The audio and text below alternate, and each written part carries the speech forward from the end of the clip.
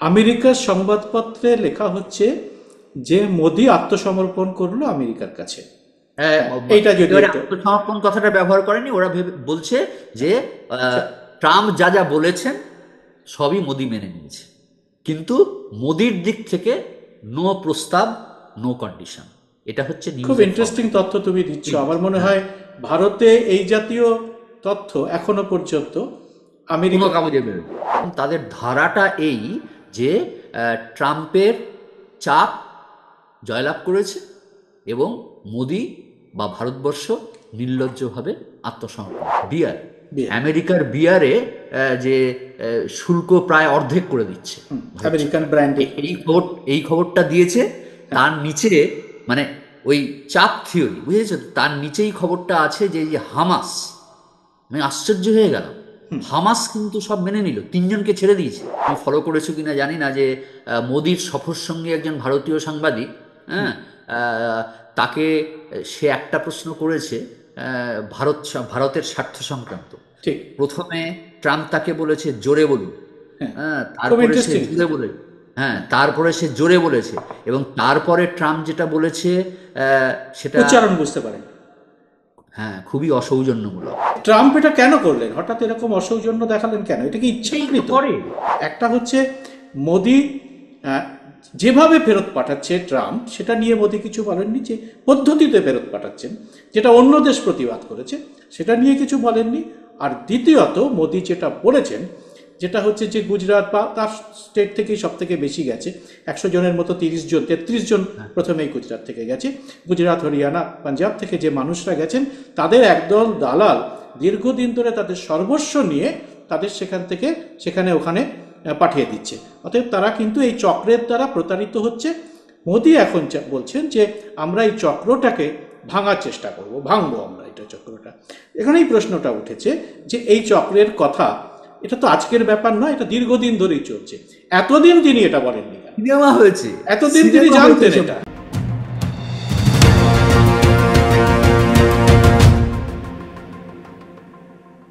নমস্কার, সবাইকে এই খোলা আড্ডা অনুষ্ঠানে স্বাগত।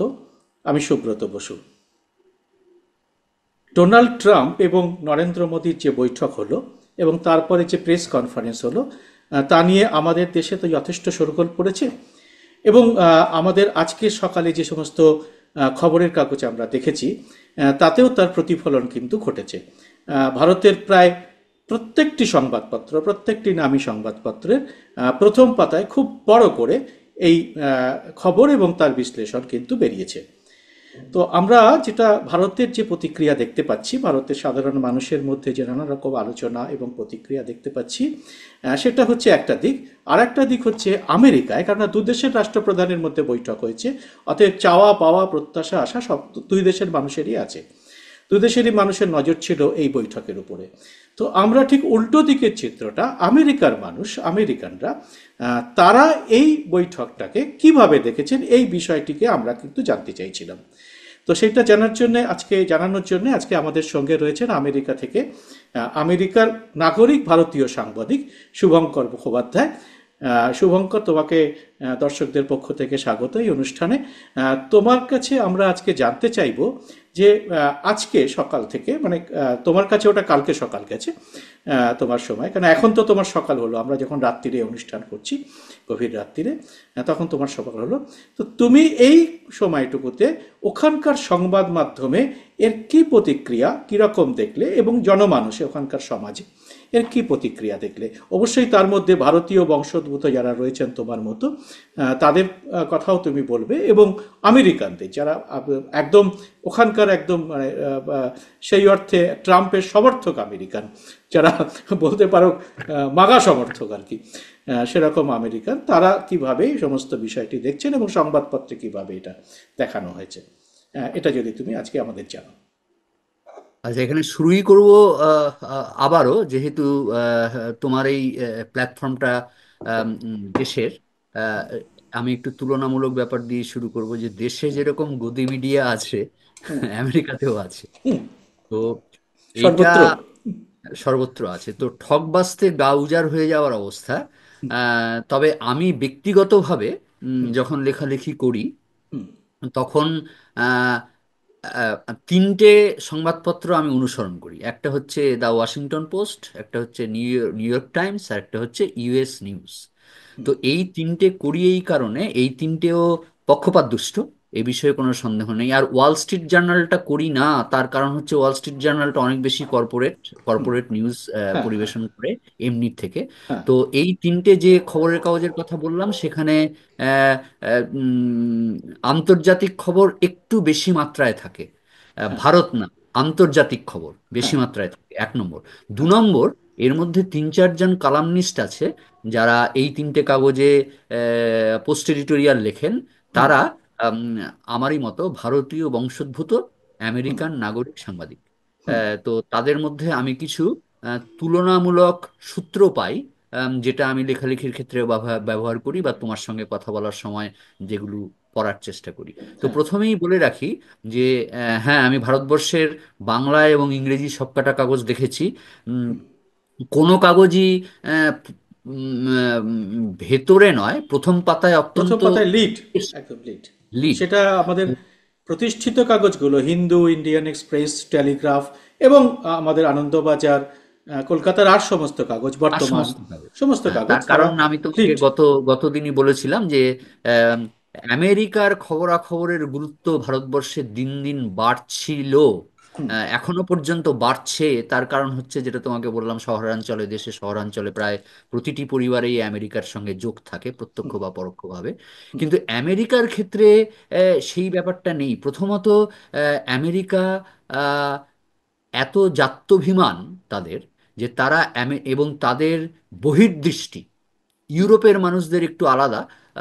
বা সেটার কারণ আছে। ওরা, আমি খুব এটাকে নেতিবাচক দিক থেকে দেখি, যেহেতু ওরা সারা পৃথিবীতে প্রথম উপনিবেশবাদ ছড়িয়েছিল, সেহেতু সারা পৃথিবীটা সম্পর্কে একটা জান পয়চান তাদের আমেরিকার থেকে অনেক বেশি।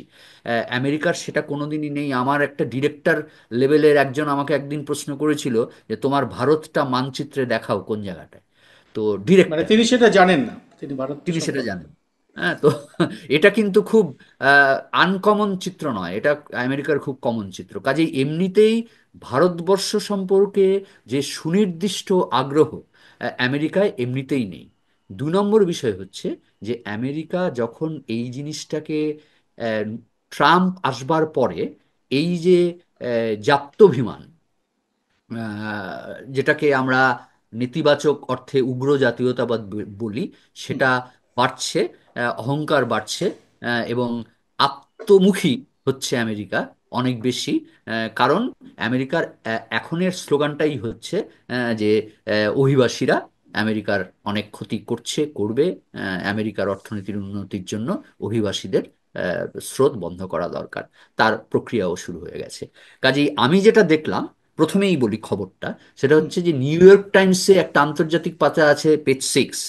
তো এই আন্তর্জাতিক পাতায় প্রথম কলামে একটা সিঙ্গেল কলাম, যেটাকে আমরা বলি আমাদের ভাষায় সিঙ্গেল কলাম টপ, মোদির সঙ্গে ট্রাম্পের প্রথম পাতায় নেই, নিউ ইয়র্ক প্রথম টাইমসের পাতায় প্রথম পাতায় প্রথম আসে, পাতায় নেই। তো আমি জানি আন্তর্জাতিক না, পাতায়। হ্যাঁ, একটা বিভ্রান্তি হতে পারে। সেটা আমি জানি না, তোমরা ভালো বলতে পারবে। সেটা হচ্ছে যে এটার তো সাউথ এশিয়ান এডিশন বেরোয়, যে তিনটে খবরের কাগজ বলছি, তিনটেরই সাউথ এশিয়ান এশিয়ান এডিশন বেরোয়। এবং আমরা যেটা করি, যে আমাদের ঠিক। যেটা বর্তমান উত্তরবঙ্গ থেকে বেরোয়, সেখানে শিলিগুড়ির খবর পেজ 1-এ থাকে। তো হ্যাঁ, সেই রকম হতে পারে, সেটা আমি জানি না। কিন্তু প্রপারলি যেটা তুমি জানতে চাইছো, আমেরিকান আমেরিকায় এডিশন, একদম, হ্যাঁ আমি জানতে হ্যাঁ, চাইছি আমেরিকান এডিশন আমেরিকায়। থেকে আমি পড়ি। 6-এর পাতায় আমি টুকে রেখেছি। হ্যাঁ, 6-এর পাতায় প্রথম কলমে ওই আমাদের হিসেব মতো 15 সেন্টিমিটারের একটা খবর, তুমি বুঝবে। হ্যাঁ, 15 সেন্টিমিটারের মতো একটা খবর বেরিয়েছে। হুম, নিউ ইয়র্ক টাইমসে দেখতে পাচ্ছি ওদের আহ, 4-এর পাতায়, ওই আমাদের থাকে অনেক সময় যে পোস্ট এডিটোরিয়ালের পাশে হ্যাঁ, দু কলম মতো নিউজের জায়গা থাকে, সেরকম সেখানেও একটা প্রথম পাতায় নেই। না, সেটাও প্রথম পাতায় নেই। খুব ইন্টারেস্টিং, ইউএস, খুব ইন্টারেস্টিং হ্যাঁ, তথ্য খুব দিচ্ছ ইন্টারেস্টিং। তুমি। ইউএস নিউজে একমাত্র আহ, একটা আছে, সেটা হচ্ছে যে সেটার প্রথম পাতার নিচ দিকটায়, হ্যাঁ, সঙ্গে একটা অসাধারণ অসাধারণ কার্টুন আছে, হ্যাঁ, যে আহ, মোদি দুটি বাচ্চাকে, হুম, হ্যাঁ, তো দুটি বাচ্চা, মানে আমার ধারণা ওটা এলন মাস্ক বাচ্চা নিয়ে দেখা করতে গিয়েছিল। হ্যাঁ ঠিক। হ্যাঁ, তো মোদির আমার সঙ্গে মনে যখন হয় ওইটাকে মিন মোদি করতে চেয়েছিল উপহার ওরা। দিয়েছে বাচ্চাদের। উপহার দিয়েছে পঞ্চতন্ত্র, এবং বইটার পঞ্চতন্ত্র। উপরে লেখা আছে পঞ্চতন্ত্র মোদি দিচ্ছে। এবং হ্যাঁ, বাচ্চাগুলো বলছে, ওর বাবাকে জিজ্ঞেস করছে বাচ্চাগুলো, হ্যাঁ, হ্যাঁ, যে যে এটা ইন্ডিয়ার ফেয়ারি টেলস, হ্যাঁ, জিজ্ঞেস করছি আর কি। যে ওরা ভেবেছে যে বাচ্চাদের যখন দিচ্ছে নির্ঘাত কোনো রূপকথাই হবে। হুম, তো এই নিয়ে একটা কার্টুন বেরিয়েছে নিচের দিকে, তো এইটা করেছে। আর চারের পাতায় ওই ববি ঘোষ বলে একজন আছে এখানে। তো আমি মাঝে মধ্যে আমার লেখায় তাকে তার উদ্ধৃতি ব্যবহার করি। তো ববি ঘোষের একটা ওই ছোট পোস্ট এডিটোরিয়ালের মতো আছে। তো Bobby Ghosh by background hmm. Democrat. তো ও ও ন্যাচারালি অতটা উচ্ছ্বসিত হয়নি, কিন্তু কিন্তু তিনি, তার নাম শুনে মনে হচ্ছে তিনি ভারতীয় বংশোদ্ভূত। আমি বললাম তো ভারতীয় বংশোদ্ভূত, ওদেরকে আমি বংশোদ্ভূত। অনুসরণ করি। ওরা তিনটে কাগজেই ভারতীয় বংশোদ্ভূত কয়েকজন লেখেন।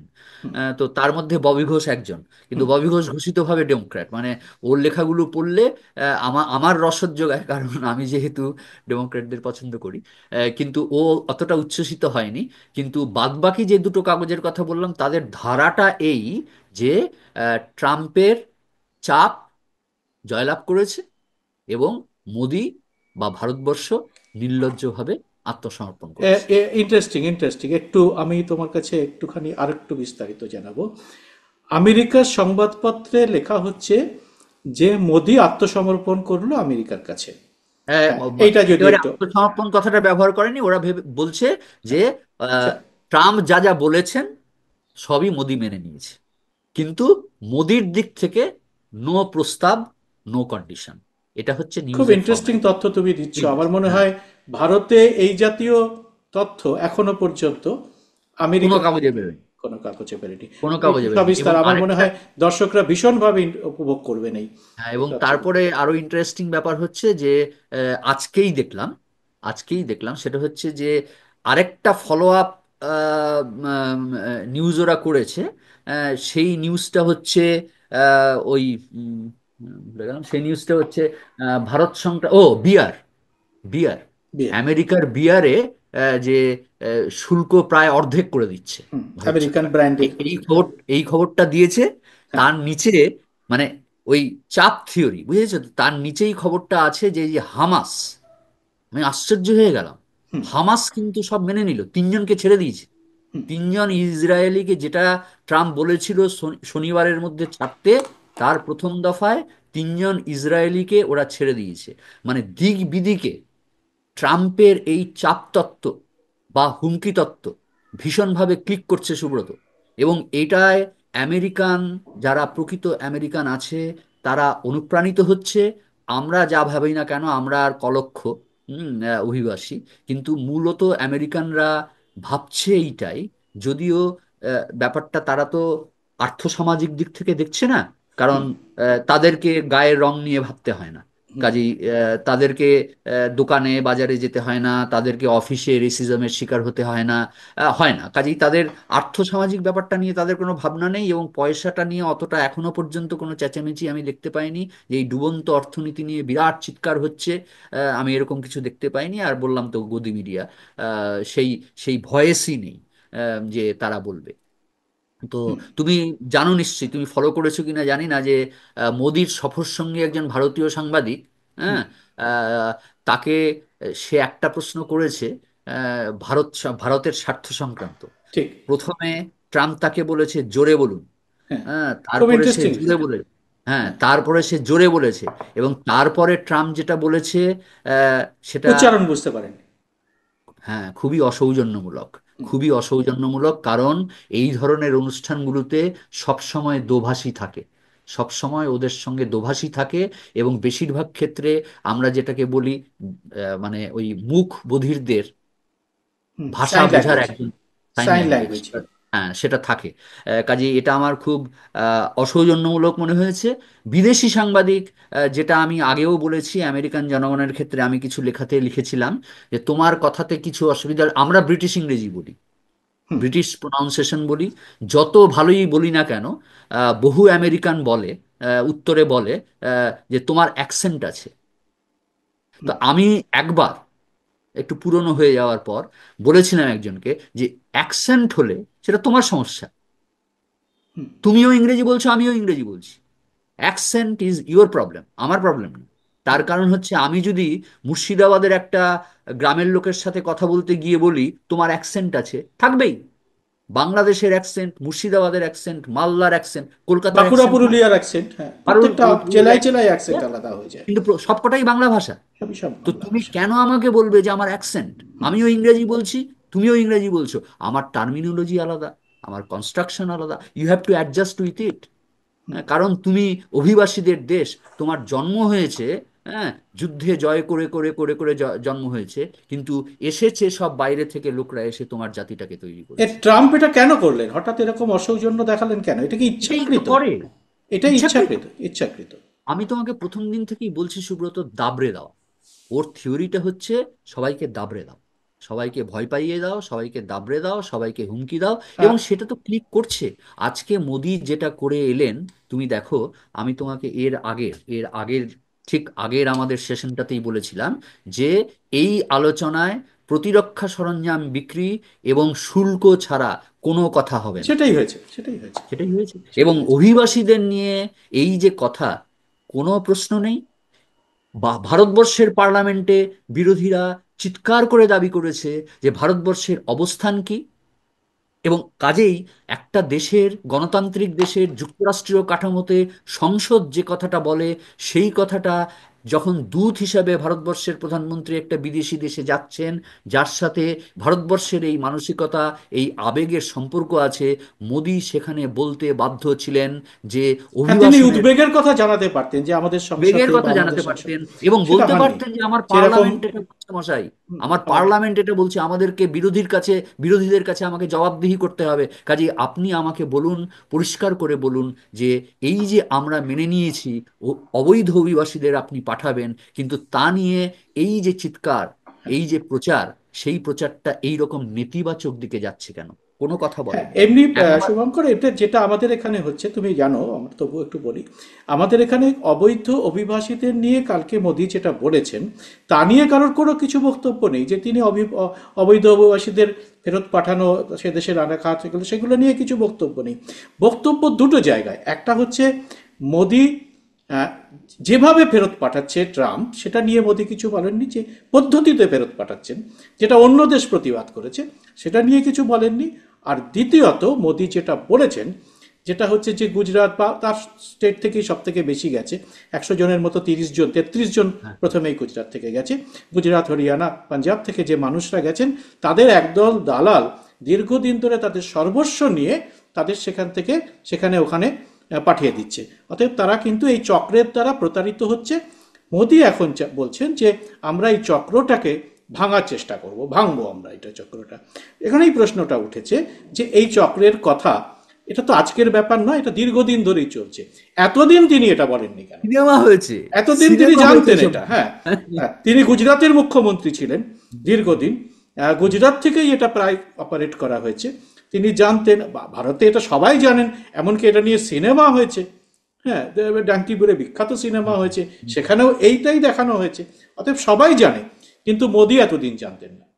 এইটা নিয়ে কিন্তু প্রশ্নটা কিন্তু সবার কাছে উঠেছে, খুব খুব বড় হয়ে দেখা দিয়েছে। খুবই উঠেছে। এবং আমি আমি বলতে চাইছি যে একটা যুক্তরাষ্ট্রীয় কাঠামোয় যে সংসদের যে কণ্ঠস্বর, কণ্ঠস্বর, ঠিকই এই বলেছেন। কণ্ঠস্বর আমি যদি পৌঁছে দিতে না পারলাম বিশ্ববাসীর কাছে যে এইটা আসল চিত্র নয়, তোমরা তোমরা এই জিনিসটা যেটা করছো সেটা আহ, অনেক আগে থেকে অবৈধ অভিবাসীদের পাঠানো হয়, এবং হয়তো এভাবেই পাঠানো হয়, কিন্তু তার হাঁক ডাকটা এভাবে হয় না।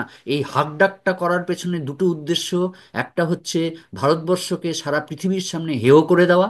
2 নম্বর, যখনই এই হেয় হবে, তখনই ভারতবর্ষের মধ্যে একটা হীনমন্যতা বোধ তৈরি হবে, সেইটাকে নিজের শর্ত পূরণে কাজে লাগানো। এটাই আমেরিকার উদ্দেশ্য।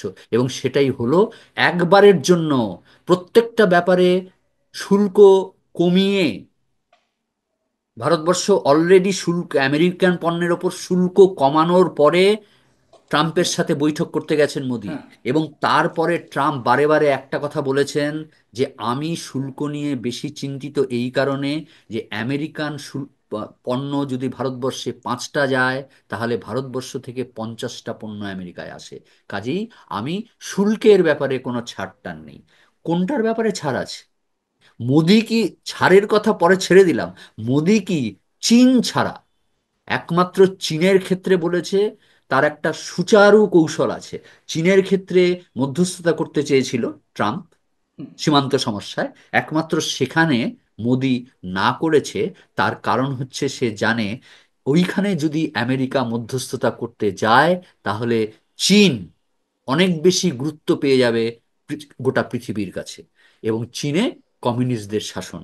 এই দুটো কারণে মোদি চীনটাকে হস্তক্ষেপ করতে দেননি।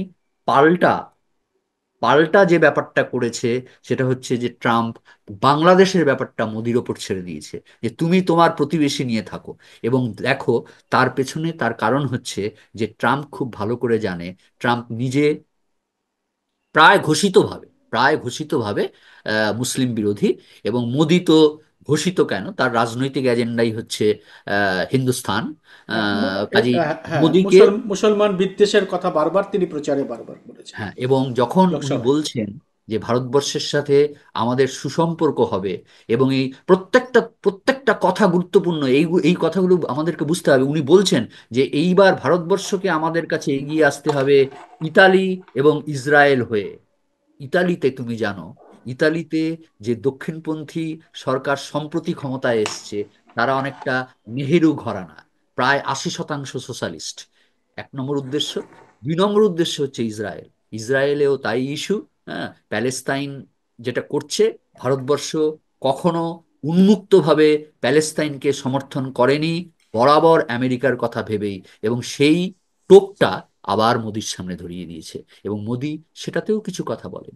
তো এই যে কিছু কথা না বলা, আমার কোনো প্রস্তাব দেওয়া, আমি যে একটা শর্ত দেব, হ্যাঁ তোমার এটা মেনে নেব, তুমি করো। আমি তোমাকে সেদিন বলছিলাম যে দেখো, ওই পরমাণু চুল্লির যে ভারতবর্ষে বসাবে, হ্যাঁ, একগাদা পরমাণু চুল্লি বসাবে, সেটা মনমোহন সিং করে গেছিলেন। হুম। সেটা নিয়ে দর কষাকষি চলছিল গত 15 বছর, 16 বছর, না, 9 সালে হ্যাঁ, হয়েছিল। যখন আমাদের পনেরো বাম ষোলো বছর দলগুলো সরে গেল পাশ থেকে, সেই হ্যাঁ, সময় হ্যাঁ, ঠিক বলো। 15-16 বছর ধরে এটা চলছিল। হুম। যে কি চলছিল, যে ভারতবর্ষ বলেছিল যে হ্যাঁ তোমরা পরমাণু চুল্লি করো, কিন্তু অন্য সব শর্ত আমরা মেনে নিচ্ছি, কিন্তু ওই পরমাণু চুল্লি সংক্রান্ত কোনো হ্যাজার্ড হলে, আহ, আহ, দূষণগত, জনগোষ্ঠীগত সেই দায়িত্ব তোমাকে নিতে হবে।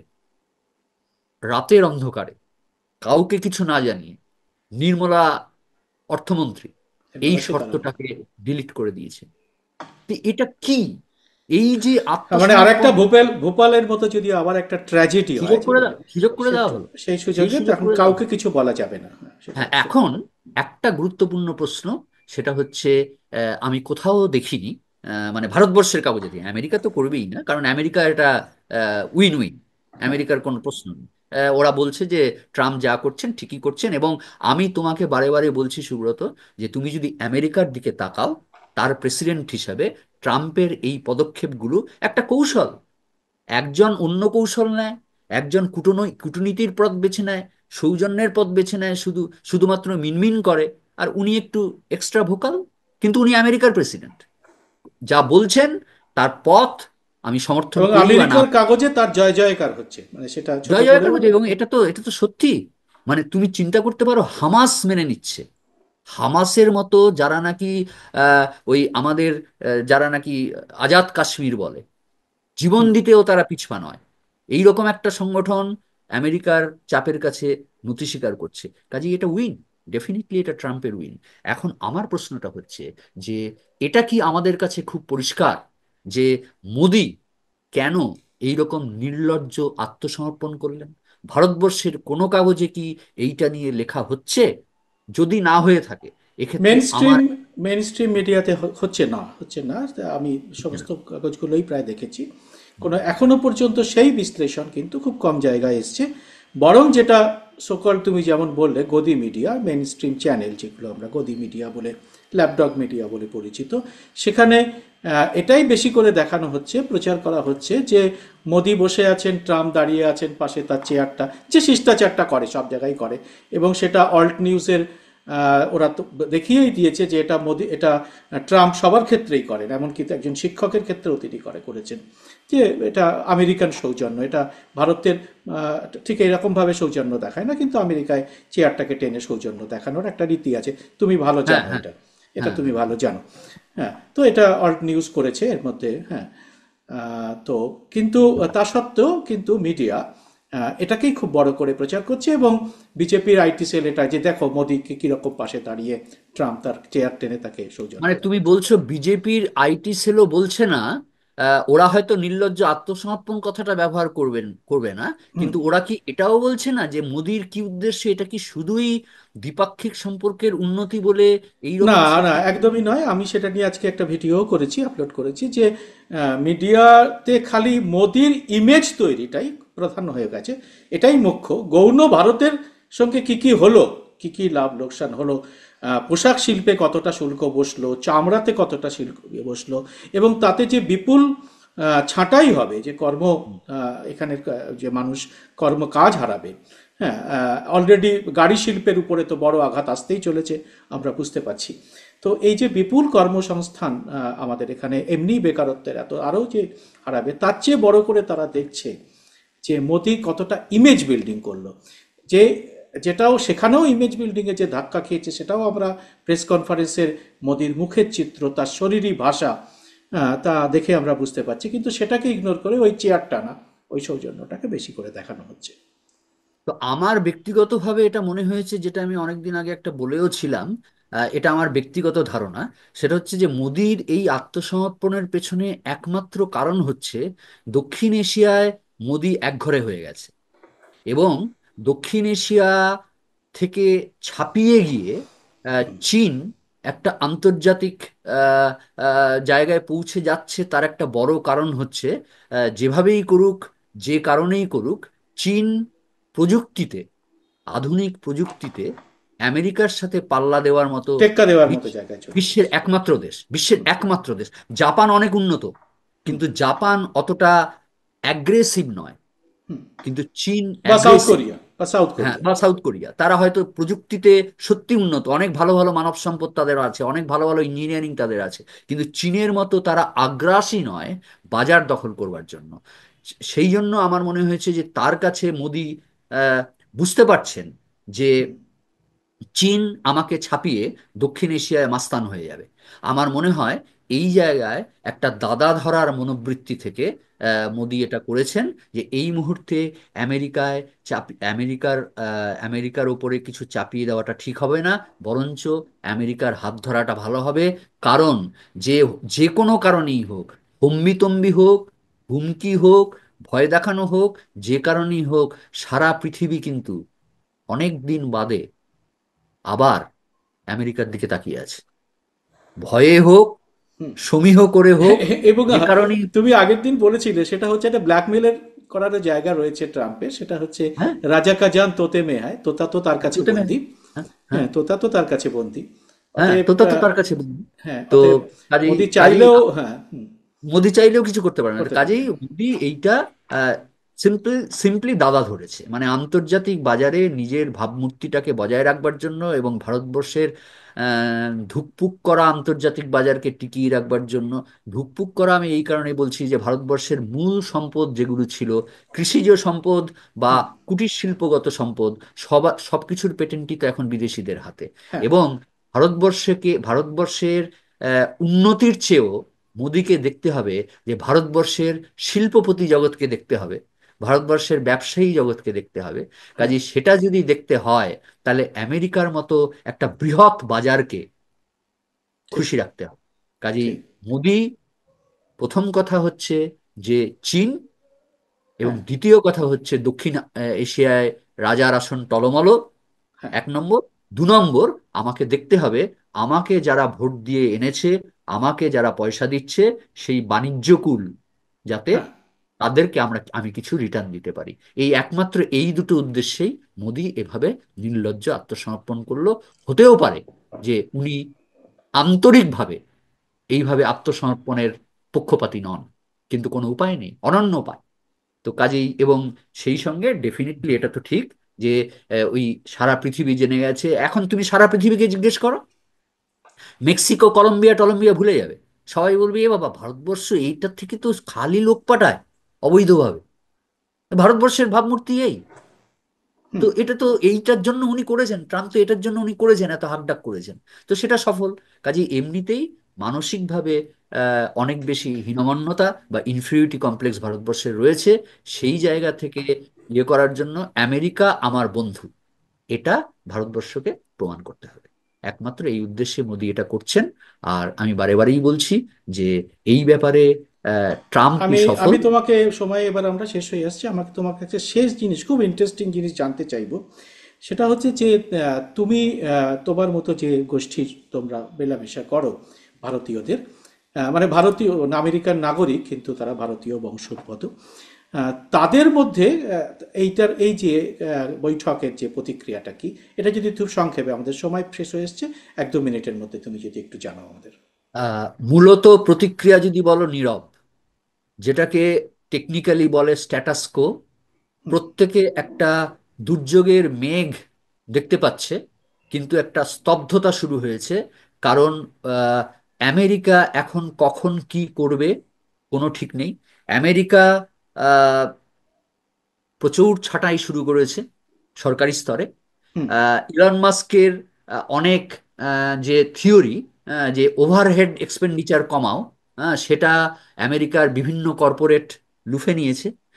কাজেই চাকরির অবস্থা অভিবাসীদের কেমন হবে, একটা অনিশ্চয়তা তৈরি হয়েছে সেটা নিয়ে। B1 B2 ভিসা, আরে ব্যবসার জন্য যায়, 3 মাস থাকে, ফিরে চলে যায় ভারতবর্ষে। কিংবা আত্মীয় স্বজন, মা বাবা, ছেলে মেয়েদের বাচ্চা কাচ্চা হলে আসে। সেইখানে বলে দিয়েছে পরিষ্কার যে যে নতুন নীতি হবে, প্রতি বছর এটার রিনিউয়াল হবে, 10 বছরের জন্য দেওয়া হতো।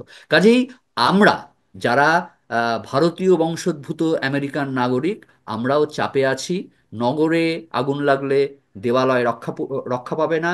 এটার একটা সামগ্রিক এবং সুদূর প্রসারী প্রভাব বাজারে এবং আমাদের সমাজ জীবনে পড়বে।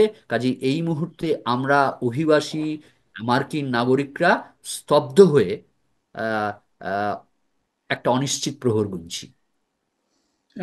ধন্যবাদ শুভঙ্কর। অনেক আশঙ্কার কথাও শোনালে, এবং সেই সঙ্গে তুমি একটা খুব পরিষ্কার একটা চিত্র আমাদের দিলে এই মুহূর্তে আমেরিকার সংবাদপত্রের কথা, তারা কি ভাবছে, এবং এবং তোমাদের মতো মানুষ যারা আমেরিকান নাগরিক ভারতীয় বংশোদ্ভূত, তাদের কি ভাবনা চিন্তা, তাদের আশঙ্কার কথা বললে।